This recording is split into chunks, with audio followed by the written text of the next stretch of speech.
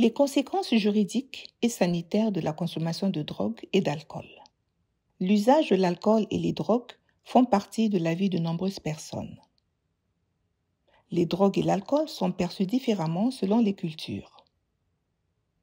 Les lois sur les drogues et l'alcool, y compris qui est autorisé à en posséder et à en consommer, sont également différentes selon les pays. En fait, les lois sont différentes selon les États aux États-Unis. Il est donc important de connaître les lois en vigueur dans votre État de résidence. Il est également important de comprendre comment les drogues et l'alcool vous affectent, c'est-à-dire comment ils affectent votre cerveau, votre santé physique et votre comportement, et de reconnaître si vous ou quelqu'un d'autre avez un problème de drogue ou d'alcool. Avoir un problème peut signifier que vous avez du mal à contrôler votre consommation d'alcool ou de drogue. Ou encore, cela peut vouloir dire que vous souhaitez arrêter ou consommer moins, mais que vous avez du mal à le faire par vous-même. Parfois, un problème peut signifier que vous êtes dépendant d'une substance. La dépendance, c'est lorsque vous ressentez un fort besoin physique et émotionnel de consommer de l'alcool ou des drogues. Il est légal d'acheter et de boire de l'alcool si vous avez 21 ans ou plus, mais il est illégal de fournir de l'alcool aux personnes de moins de 21 ans. Il est illégal de conduire un véhicule après avoir bu de l'alcool car cela représente un danger. La police et les médecins peuvent mesurer la quantité d'alcool que vous avez bu en prélevant un échantillon de votre sang. Si vous conduisez avec trop d'alcool dans le sang, vous pouvez perdre votre permis de conduire, payer une amende, aller en prison et même être expulsé. Il est également illégal au Vermont de boire dans une voiture ou en public, si vous n'êtes pas dans un restaurant ou dans un bar.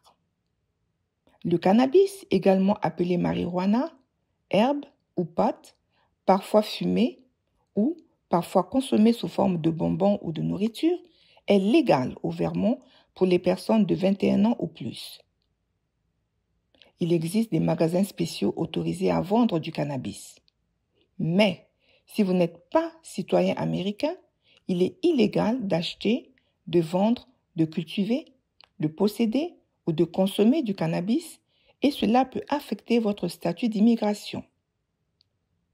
Votre carte verte ou votre demande de citoyenneté pourrait vous être refusée et vous pourriez même encourir une expulsion. Même si vous visitez simplement les États-Unis en tant que touriste ou étudiant, si les agents de l'immigration savent que vous avez acheté, vendu ou consommé du cannabis, vous pouvez être expulsé et vous voir refuser l'entrée aux États-Unis. Il existe de nombreuses drogues illégales aux États-Unis. Vous en avez peut-être entendu parler. D'autres peuvent être nouvelles pour vous. Certaines drogues à base de plantes peuvent être courantes dans les pays d'où vous venez. Par exemple, le khat ou la noix de bétel.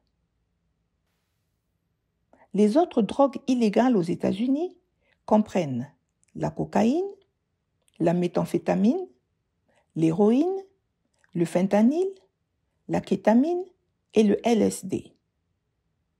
Les conséquences juridiques de l'achat, de la vente, de la possession ou de l'utilisation de l'une de ces drogues peuvent être très graves, allant jusqu'à la prison, voire à l'expulsion. Si vous avez des drogues, y compris du cannabis, avec vous, lorsque vous voyagez d'un État à un autre aux États-Unis, les conséquences juridiques sont encore plus graves. Certaines personnes ont des prescriptions de médicaments puissants pour soulager des problèmes tels que la douleur ou le sommeil. Il est illégal de donner ou de vendre ces médicaments à d'autres personnes. Il est très dangereux pour vous et votre bébé de consommer de la drogue ou de l'alcool pendant que vous êtes enceinte.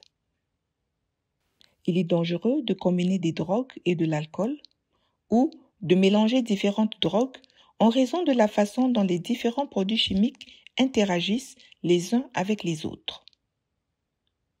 Prendre trop de drogue s'appelle une surdose et la surdose peut vous tuer. Le risque de mourir d'une surdose est élevé. Donc, si vous consommez des drogues, vous ne devriez jamais les consommer seul. Gardez les drogues et l'alcool hors de portée des enfants et des adolescents. Vous pouvez également enfermer les drogues, l'alcool ou les médicaments dans une boîte ou une armoire spéciale si vous craignez qu'un enfant puisse les atteindre. Lorsque boire ou consommer des drogues devient une habitude, ou lorsque vous en consommez régulièrement pour tenter de faire face au stress ou à des mauvais sentiments, il peut être difficile d'arrêter. S'arrêter brusquement sans soutien peut provoquer des tremblements incontrôlables de votre corps, de la transpiration, une accélération de votre fréquence cardiaque et provoquer de la diarrhée et des vomissements. Si vous vous sentez prêt à modifier votre consommation de drogue ou d'alcool, de l'aide est disponible.